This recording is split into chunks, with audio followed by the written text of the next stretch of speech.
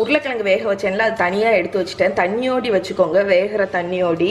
இப்போ இந்த பேனையை மறுபடியும் ஹீட் பண்ணியிருக்கேன்.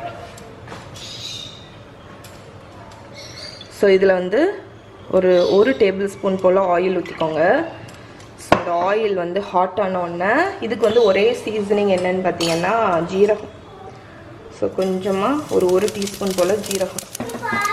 ஓகே, ஸோ ஜீரகம் பொரிஞ்சோடனே தள்ளிக்கும் தக்காளி விட போகிறேன். ஸோ ஒரு 3 தக்காளி வந்து அரைச்சி வச்சுருக்கேன், அதை ஊற்றிடலாம். பூரிக்கிட்ட கிரேவி. ஓகே, ஆமாம், மகாக்கும் மக்கிக்கும் வெறும் பூரி தான் பிடிக்கும். கிரேவி வந்து அவங்க எடுத்துக்க மாட்டாங்க.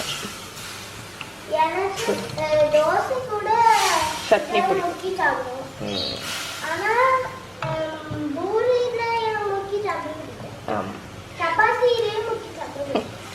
சரி, ஓகே, நீங்கள் போய் விளையாடுங்க, அம்மா இதை முடிச்சுட்டு வந்துடுறேன்.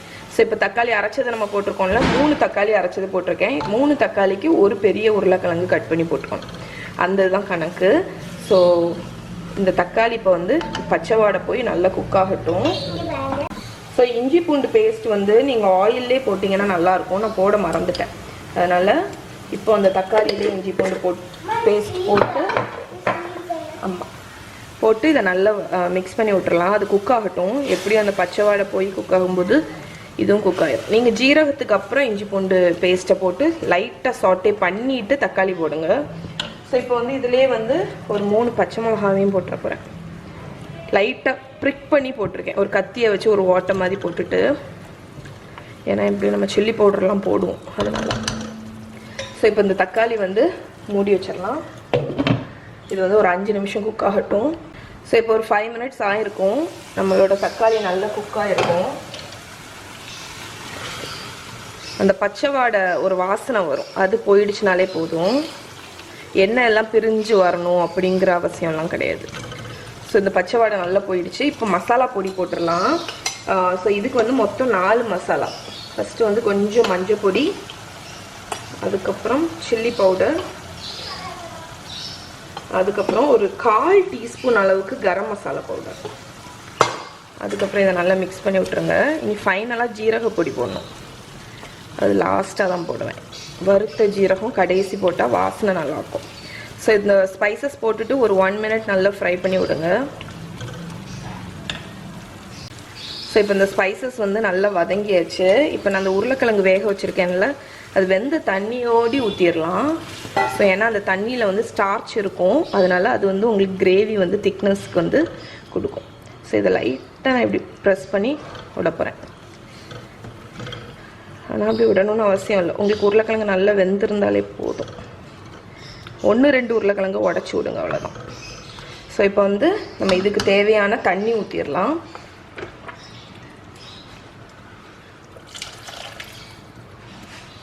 தண்ணி ஊற்றிட்டு உப்பு போட்டுடலாம்.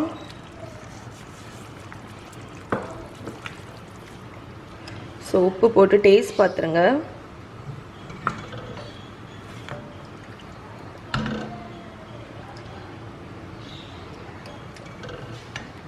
இன்னும் கொஞ்சம் உப்பு. ஓகே, ஸோ இனி வந்து இந்த கிரேவி வந்து ஒரு 5 மினிட்ஸ் வந்து சிம்மர் ஃப்ளேமில் வந்து இருக்கணும். சிம்மில் வச்சுருங்க, ஒரு 5 நிமிஷம் கொதிக்கட்டும். ஸோ இப்போ வந்து ஒரு 5 மினிட்ஸ் லோ ஃப்ளேமில் குக் பண்ணியாச்சு. இப்போ எடுத்துடலாம். ஓகே, ஸோ நம்ம கிரேவி வந்து அந்த ப்ராப்பரான ஒரு திக்னஸுக்கு வந்தாச்சு. உங்களுக்கு அப்படிக்கு ரொம்ப தண்ணியாக இருக்குன்னு நினச்சிங்கன்னா 2-3 உருளைக்கிழங்கு உடச்சி விட்ருங்க, அவ்வளோதான். ஸோ இப்போ ஃபைனல் ஆட்டு இதில் வந்து கொஞ்சம் எதுக்காக அதை கொஞ்சம் கசூரி மேத்தி.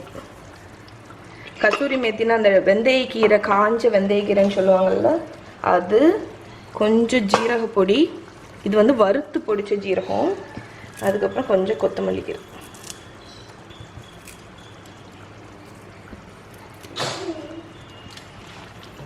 ஓகே, ஸோ அவ்வளோதான், நம்மளோட ஆலு சப்ஜி ரெடி ஆயிடுச்சு.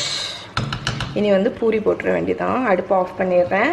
ஓகே, ஸோ இந்த பாருங்கள், சுட சுட பஃபி பூரி, அதுக்கப்புறம் தாபா ஸ்டைல் ஆலு கறி. ஸோ இதுதான் இன்றைக்கி வந்து பிரேக்ஃபாஸ்ட்.